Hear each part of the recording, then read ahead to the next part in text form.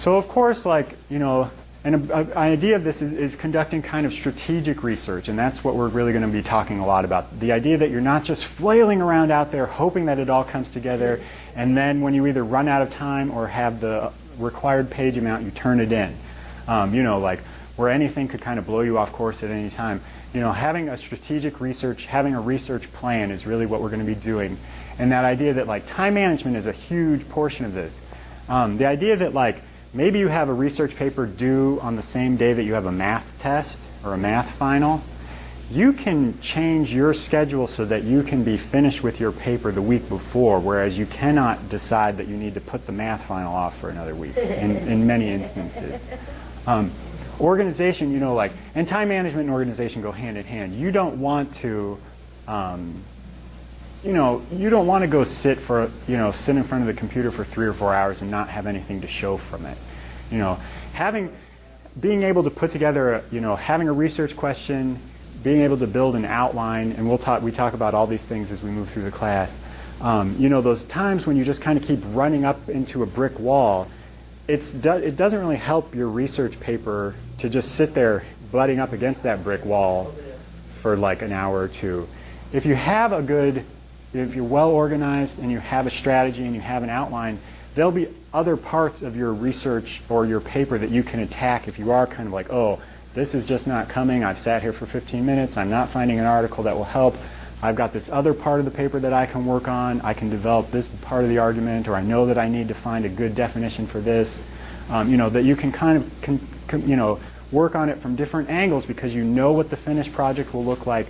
You know what information you have to gather to help answer your question. You have an idea. You have an idea of what the final thing will look like. It's like tough to make a birthday cake if you don't know they have frosting and candles at the end, and you just kind of discover that you need frosting and candles, and then you have to run to the store again, or something like that.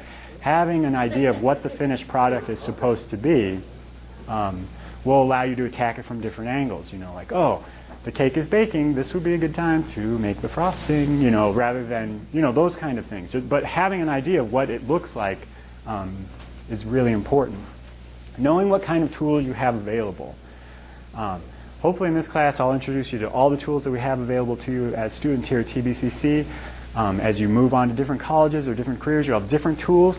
But making a paper based on the tools you have is really, really important and really a big time saver. If you can only write your paper if you have the original, like blueprints to a nuclear submarine, and you don't have the blueprints to a nuclear submarine, you need to kind of tailor your paper to the tools that you have. So that's important. So knowing what tools you have. Having a positive attitude, of course, helps. That's where sort of, in my opinion, having that research, following that complete research model can really make it a lot more exciting, depending on the class, of course, but like it sure is better than just the gather it up, regurgitate it kind of thing. And all these kind of skills kind of lay the foundation for the notion of information literacy. Because yeah, nothing is like, you can kind of do the like research as writing, whereas you're kind of researching the topic, you're also writing the paper. But you can run into that problem where as you research, all of a sudden you get it, and then you've spent a lot of time writing pages and pages that now you have to go back and edit because it doesn't make sense and it doesn't support your eventual conclusion. So giving yourself some time to research before you write the paper helps you avoid that problem of, oh, wait a minute, this doesn't represent a genuine version of Islam or whatever, whatever from the example. Yeah, exactly. I mean, I think that that's important, and also that idea that you do form opinions as you gather that information. And the better resources you can gather, the more strong or the more credible the opinions that you'll be able to come up with. And yeah, forming an opinion is sort of that idea of analyzing, depending on the topic, of course, or what kind of paper it is. But yeah, no, I think that that's kind of it. The idea that eventually, like if you kind of have that aha moment and you understand the topic and you understand the issues involved, wouldn't it be nice to kind of come to that aha moment before you've written 3 or 4 pages? Yeah, so that's sort of following this model. No, and I think, I think you kind of brought up a couple points, like it's intimidating, like we live in, like with the internet, like everything is written word. Like people say they don't read as much, but people read a lot more now than they used to before. Like, it's not always reading novels or reading textbooks or reading, but people read a lot now. And every article that you see, like even on Ask.com or anything like that, have all been written by professional authors who have editors, who have gone through the revision process, who have written, who've been paid to do that kind of thing. We are exposed to a lot of well-written things. Every article that you read, the newspaper articles. It's very intimidating as a student who, coming into the writing just developing those writing skills and research skills, but just to, you're held up to, everything you read it seems so perfect, it seems so wonderful. So the bar, it seems like the bar is set really high, and like you kind of addressed, like, yeah, it seems lamer when you just try to put something into your own words or things like that. But it is an important skill to develop. Well, first it's important to recognize that, yeah, it might not be as good as you're going to see. And I don't think your professors are expecting that. If you turn in a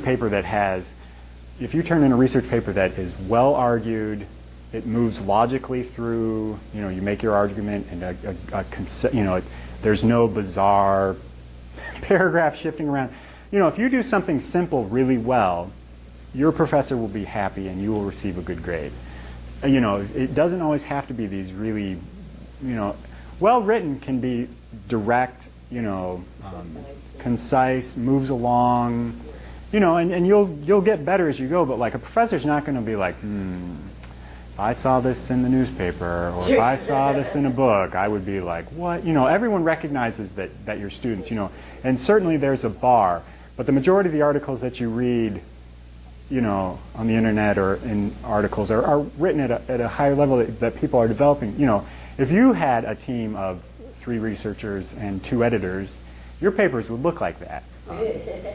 So just, feeling comfortable with your own, with a one person writing a paper, so